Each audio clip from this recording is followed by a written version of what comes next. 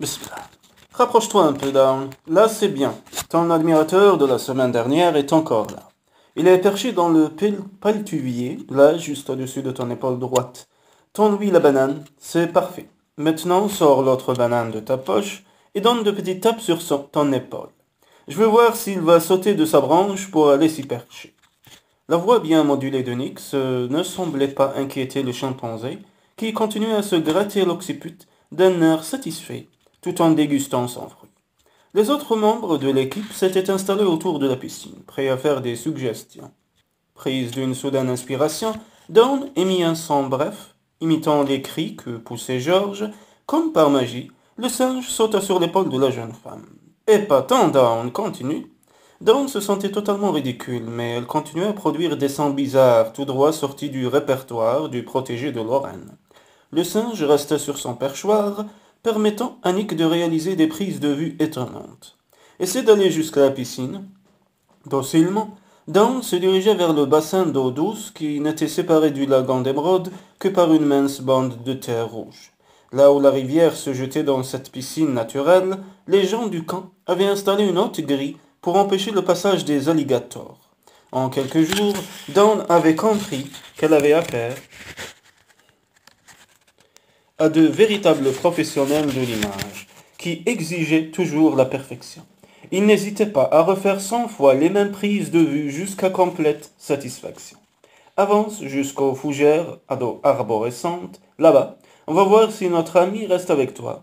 Une fois de plus, Dawn obtempéra et, s'asseyant lentement, trempa ses pieds dans l'eau fraîche. Elle sentait les petits pieds du singe se crisper sur son épaule, puis soudain, comme elle le craignait, il s'échappa, se réfugiant quelques bancs dans un manguier. Mais loin de s'éloigner, il continuait à observer le manège de la jeune femme du haut de son perchoir.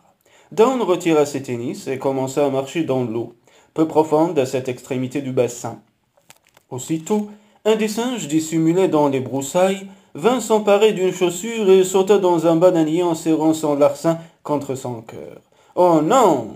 Dawn, surprise, fit un faux pas et tomba de tout son long dans un trou d'eau. Ses compagnons hurlèrent de rire tandis que Nick continuait à filmer imperturbablement. Quand elle refit surface, Dawn riait aussi, et ses yeux avaient le même vert opaque que ce monde primitif des Everglades. Mais quand la jeune femme sortit de l'eau, ses vêtements trempés plaqués contre son corps, le rire de Max s'éteignit aussitôt. Il n'aurait pas eu l'air plus choqué si elle avait été nue. Le visage en feu, Dawn imaginait parfaitement le scénario que son compagnon était en train de se forger à la vitesse de l'éclair. Il pensait évidemment qu'elle avait fait exprès de tomber à l'eau. Bon, ça suffit pour aujourd'hui, lança-t-il d'un ton autoritaire. Tout à fait d'accord, approuva Jeff. Retirant en un tournement son jean, sous lequel il portait son slip de bain, il plongea la tête la première dans l'eau fraîche.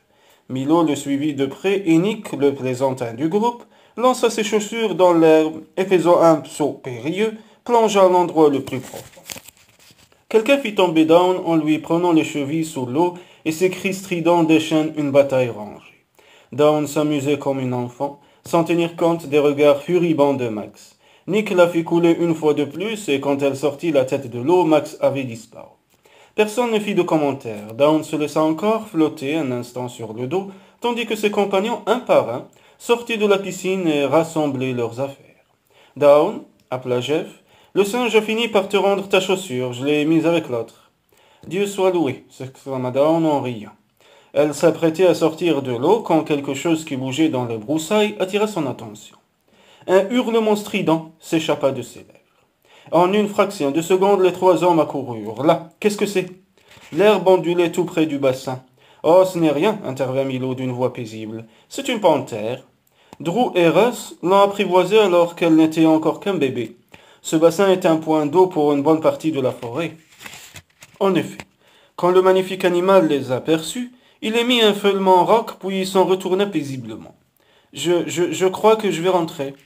Grimpant en vitesse sur le rebord de la piscine, Dawn enfila ses tennis en moins de temps qu'il ne fallait pour le dire. Les autres s'étaient éloignés, il ne restait plus que Milou qui l'attendait. « Que s'est-il passé entre Max et toi » interrogea-t-il tandis qu'il revenait vers le camp. « Ça, je crois que c'est plutôt à lui qu'il faut le demander. » Milo fit une petite grimace. « Ça fait 5 ans que nous travaillons ensemble et je ne l'ai jamais vu dans un état pareil. Personne n'apprécie la façon dont il te traite et nous sommes prêts à le lui dire si ça peut t'aider. Non, non, je t'en prie, murmura Dawn affolé. Mais pourquoi? Des larmes se mirent tout à coup à ruisseler sur les joues de Dawn, comme si une digue venait soudain de céder en elle. Parce qu'il me méprise. Toi, mais c'est impossible. Milo était visiblement choqué. Dawn n'en pouvait plus de refouler ses inquiétudes et sa peine. Elle se mit à parler très vite, comme quelqu'un qui se décharge d'un fardeau. Il s'imagine que je suis une nymphomane en quelque chose comme ça, qu'on ne peut pas avoir confiance en moi. C'est la raison pour laquelle tu gardes tes distances avec nous? Max t'aurait-il menacé? Disons simplement que je me sens perpétuellement surveillé et que je ne peux pas faire un geste sans me demander comment il va l'interpréter. Quel idiot. Je t'en prie, Milo, ne lui dis rien. Si tu t'en mêles, ça ne fera qu'empirer la situation. Max sait parfaitement que tu ne risques rien avec moi, j'aime ma femme, même si nous avons des problèmes en ce moment. Dawn eut un petit rire amer. D'après Max, je suis la tentation en personne, personne ne peut me résister. Mais il t'aime, Dawn. Oh non. Si, mais quelque chose lui est arrivé jadis, avec une femme. Il ne nous a jamais parlé, mais je crois que ça l'a manqué. Ça l'a marqué. Tu devrais en discuter avec lui. Impossible, maintenant il me hait. Il aimerait peut-être te haïr, mais il n'y arrive pas, crois-moi. Ça revient au même, constata la jeune femme en ravalant un sanglot. Je t'en prie, Milo, ne te mêle pas de ça. Je ne dirai rien. Tu es une fille formidable, Dawn, et c'est ce que tout le monde pense ici. Passant amicalement son bras autour des épaules de la jeune femme, Milo l'accompagna jusque chez elle. Pour tout arranger, quand ils arrivèrent devant son bungalow, Max était devant la porte en train de bavarder avec Jeff. Dawn fit une prière muette pour que Milo retire son bras, mais au contraire, il resserra son étreinte. Il ne se doutait pas à quel point Max pouvait se montrer cruel. Cette baignade était une excellente idée, lança-t-il assez fort pour que Max entende. Il faudra recommencer souvent. Puis après avoir déposé un léger baiser sur le front de la jeune femme, il s'éloigna d'un pas tranquille. Dawn se précipita chez elle, la tête baissée. Elle n'avait pas la moindre envie de subir les foudres de Max Jervis. Plus tard, alors que tout le monde gagnait la salle à manger pour le dîner, elle se doucha rapidement et regagna son bungalow avec l'intention de se contenter de quelques biscuits et de fruits qu'elle conservait chez elle. La jeune femme se sentait incapable d'affronter le regard accusateur de Max. « Ah, te voilà !» lança une voix peu amène, tandis qu'elle tournait le commutateur. Dawn pivota sur elle-même, les yeux pleins d'éclairs. « Que fais-tu ici ?» Max était appuyé contre le mur, près de la fenêtre, les mains dans les poches. Une porte ouverte est une invitation muette. Je crains que Milo ne trouve la place prise. L'éclat menaçant de son regard la fit frissonner. Avant, elle aurait aimé entendre ces mots sortir de la bouche de Max, mais plus maintenant. L'harmonie qui s'était établie entre eux était définitivement brisée. Désolé, mais il doit y avoir un malentendu. Toute intimité avec un homme qui hait les femmes à ce point serait un échec. Elle le sentit sur le point de bondir. Un sacrilège. Tu ne connais rien de moi, Max Jervis, mis à part les tristes affabulations qui te tournent la cervelle. Pour toute information, Perry a été le seul homme dans ma vie, et cette lamentable expérience m'a suffisamment incité à la prudence pour que tu t'abstiennes de jouer les chaperons. Nous n'avons plus rien à nous dire. Le visage de Max perdit toute couleur. C'est très possible. Pour ce qui te concerne, les prises de vue sont quasiment terminées. Ta présence sur le lieu n'est plus indispensable.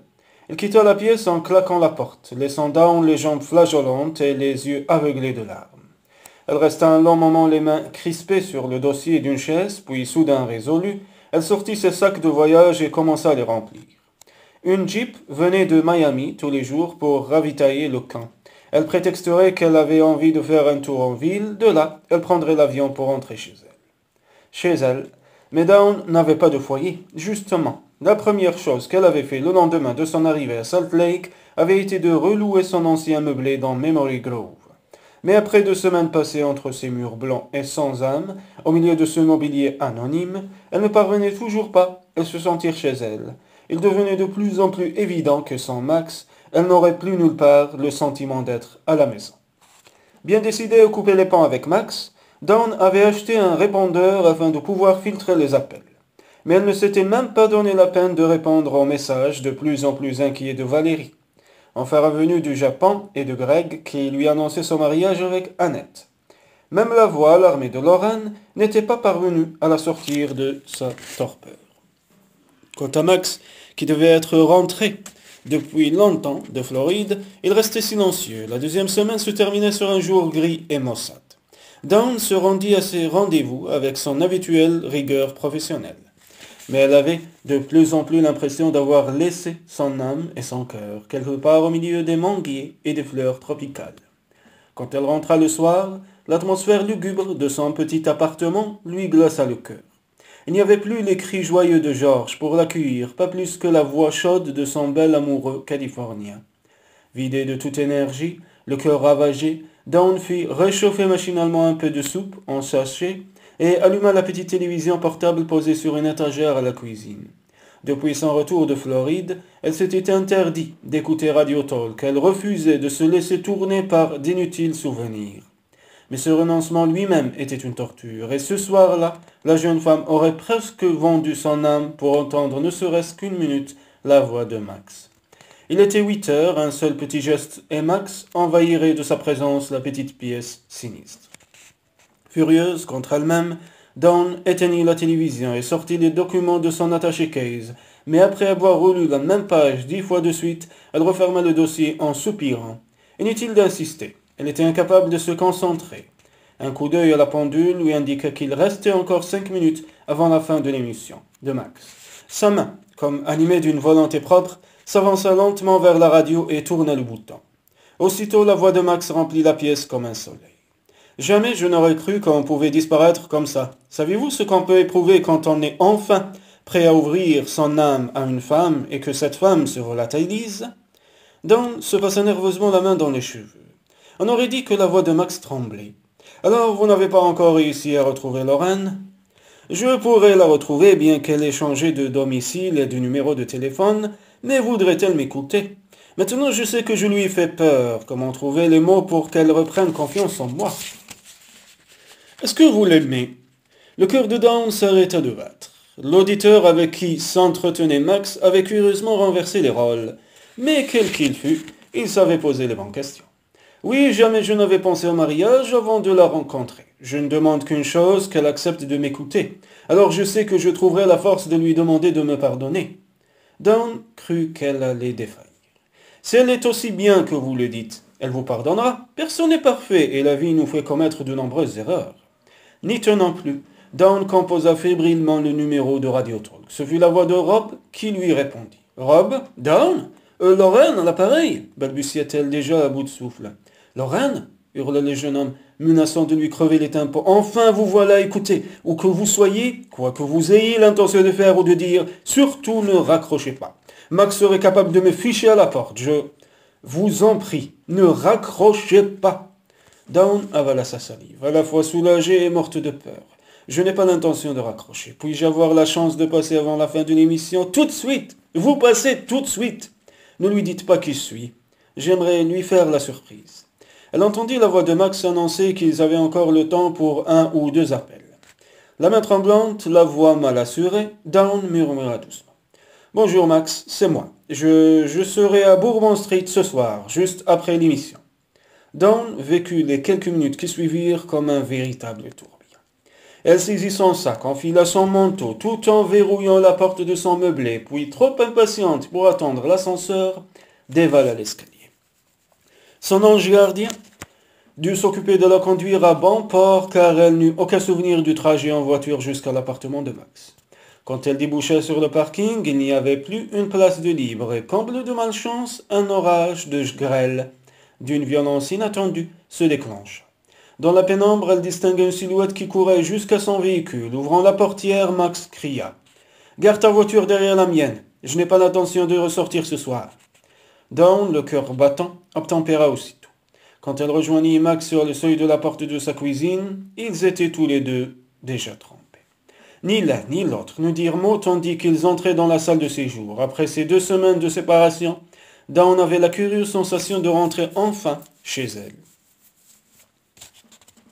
La présence de Max, si proche maintenant alors qu'il lui avait tant manqué, était presque insupportable. Il la regardait, les bras ballants. Je t'aiderai bien à retirer ton manteau, murmura-t-il d'une voix rauque. Mais si je commence à te toucher, je crois que je ne pourrai plus m'arrêter. Dawn leva la tête et leurs yeux se rencontrèrent. C'était peut-être un effet de son imagination, mais la jeune femme eut l'impression que le visage de son compagnon s'était émacié. Et pourtant, il lui parut plus désirable que jamais. Je suis venu te dire de ne plus étaler notre histoire en public. N'as-tu pas déjà assez fait de dégâts comme ça? La mâchoire de Max se durcit. Il le fallait. C'était le seul moyen pour que tu m'écoutes. Tout ce que je te demande, c'est de me laisser parler au moins 5 minutes.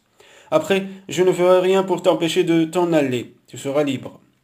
Libérée de Max, Dawn savait bien qu'elle ne le serait jamais. Les yeux pleins de larmes, elle chercha du regard un endroit où poser son manteau mouillé. Je sais ce que tu vas dire, Max, et je ne vois pas en quoi tes confidences sur la femme qui t'a fait tant de mal pourraient changer quoi que ce soit à nos relations. Milo y a fait allusion une fois. Que veux-tu que j'y fasse? Au grand désarroi de la jeune femme, les larmes commencèrent à rouler sur ses joues. Elle les essuyait du revers de la main en continuant d'une voix étranglée. J'ai compris que, comme moi, tu es l'homme d'un seul amour. Cette femme t'a marqué pour la vie, et tu ne peux engager de relations sérieuses avec une autre. Je ne pourrais pas vivre avec un fantôme entre nous. Dans un sens, tu as raison, admit Max sans se rendre compte qu'il lui plantait un poignard dans le cœur. En dépit de tous ses défauts, ma mère sera toujours ma mère. Dawn leva vers lui un regard abasourdi. Ta mère? Opinant du chef, il se mit à arpenter la pièce. Tu lui ressembles beaucoup, pas physiquement, mais dans ta féminité. Tu es belle comme elle, ta peau est douce et parfumée, ta manière de bouger, ta voix rauque, tout en toi peut faire prendre la tête un homme, quel que soit son âge. Ce nouvel éclairage sur la question changeait à ce point les données du problème que Dawn ne savait plus que penser. La bouche de son compagnon se tordit douloureusement. Son pouvoir de séduction était si fort que mon père, malgré sa sagesse, n'y résista pas. Malheureusement, un contrat de mariage n'avait pas grande valeur aux yeux de la femme qu'il venait d'épouser. Notre maison était devenue une sorte d'hôtel. Tous les amis de mon père, ses relations de travail y étaient bienvenus. Il m'a fallu atteindre un certain âge pour comprendre que lorsque mon père était en voyage, les amis en question ne passaient pas la nuit tout seuls. Une nuit enfin, j'ai compris, je n'arrive pas à dormir, j'ai voulu parler à ma mère, elle était dans le lit conjugal avec un autre homme. J'ai quitté la maison cette nuit-là, et n'y suis plus jamais revenu. C'est un oncle qui m'a recueilli. Oh Max, chuchota Dawn en tendant une main vers lui. Sans la voir, il continuait à marcher. Mon père est venu me demander des explications et je lui ai tout raconté. C'était une scène que je préférerais oublier. Il avouait qu'il connaissait les agissements de sa femme, mais qu'il l'aimait trop pour la quitter. Ce jour-là, je me suis juré de ne jamais laisser aucune femme m'humilier à ce point. Se postant devant lui, Dawn parvint enfin à interrompre le va-et-vient de son interlocuteur. Elle plongea ses yeux dans les siens. Maintenant je te comprends, Max. Ton attitude à mon égard avait sa raison d'être. Max secoua sa crinière blonde. Il faut que tu me pardonnes, Dawn. Je ne pourrais pas vivre sans cela. Je n'ai plus aucune raison de t'en vouloir. Je t'aime trop, et je ferai tout ce qui est en mon pouvoir pour te faire oublier toutes ces souffrances. Max posa doucement son front contre celui de la jeune femme. Je ne te mérite pas. Chut. Lui fermant la bouche de ses lèvres, Dawn sentit son cœur bondir de joie dans sa poitrine. Maintenant ils pouvaient enfin se rejoindre. Les fantômes de l'enfance exorcisés, ils avaient le droit de s'aimer. De nouveau, le même élan les poussait l'un vers l'autre, les unissant dans un long baiser. La main caressante de Max se glissa sous le manteau de Dawn, qui tomba comme par magie sur la moquette. Oh, Dawn, si tu savais à quel point j'avais besoin de ça. Je t'aime, Dawn, je t'aime tant que je ne pourrais jamais accepter l'idée que quelque chose ou quelqu'un nous sépare. Dawn s'émerveillait de la vulnérabilité de cet homme qui lui paraissait si fort, si sûr de lui. Elle emprisonna le visage de Max entre ses pommes pour mieux lire la tendresse qui faisait briller son regard. Personne ne pourra jamais nous séparer, Max. Je suis la femme d'un seul homme et j'attendais. Jamais je n'ai été plus heureuse dans ma vie que quand nous vivions ensemble. Je t'aime, Max. Tu me crois, n'est-ce pas? Alors quelque chose d'inimaginable arriva. Les yeux de Max, si bleus, si lumineux, se remplirent de larmes. Oui, je te crois. Je ne pourrai jamais vivre sans toi. Leurs lèvres se joignirent de nouveau, comme pour échanger un serment éternel, puis se libérant doucement de l'étreinte de son compagnon, Dawn laissa échapper un petit rire. Ton patron te doit une fière chandelle. Ta déclaration d'amour sur les ondes a bien dû lui apporter quelques centaines de nouveaux auditeurs. En voyant la flamme du désir s'allumer dans le regard de son compagnon, son sourire taquin s'évanouit. La nature passionnée de Max serait toujours pour elle une source inépuisable d'émotions et d'étonnant bonheur. J'annoncerai mon mariage dès demain matin sur les ondes, Madame Jarvis, et je crains bien que ça se fasse plutôt baisser l'audience. Toute modestie mise à part, bien entendu.